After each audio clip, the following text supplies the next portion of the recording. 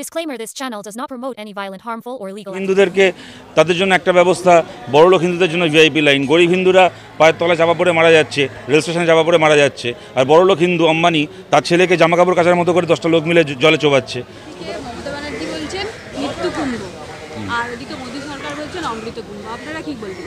গরিবের জন্য মৃত্যুকুম্ভ, বড়লোকের জন্য অমৃতকুম্ভ, অসুবিধা কী আছে? ওরা বলে যে হিন্দুদেরকে এক হতে বলে, যে ভোটের সব হিন্দুদেরকে দেশে এক হয়ে ভোট দিতে হবে।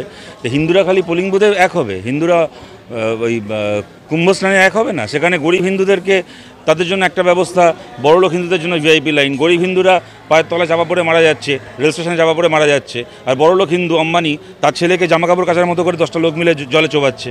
সুতরাং গরিব আর বড়লোকের মধ্যে যদি এই ফারাক থাকে, সেটাকে নিয়ে তো কথা হবেই। মমতা বন্দ্যোপাধ্যায় বলছেন কী উদ্দেশ্যে, কেন উদ্দেশ্যে জানি না। এদিকে উনি এটা বলছেন, ওনার দলেরই আবার নয়না বন্দ্যোপাধ্যায় ওখানে গিয়ে যোগী আদিত্যনাথকে সার্টিফিকেট দিয়ে এসছে। সুতরাং মমতা বন্দ্যোপাধ্যায়ের কথা বলতে পারবো না, কিন্তু এইভাবে এত মানুষ মারা গেছেন, সে মৃত্যুর সংখ্যা আড়াল করা হচ্ছে, এ তো ঘটনা, তো দেখাই যাচ্ছে। হিন্দু হিন্দু করছে, আর এদিকে মমতা মুসলিম মুসলিম করছে। তা কোথাও কি ধর্মকে কি দাঙ্গা বাঁধিয়ে দেওয়ার চেষ্টা করছেন নাকি এরকম? তাই তো পশ্চিমবাংলাতে এগুলো আগে শোনা যায়নি কখনো। ওরা ক্ষমতায় আছে, বিধানসভায় আছে, হচ্ছে।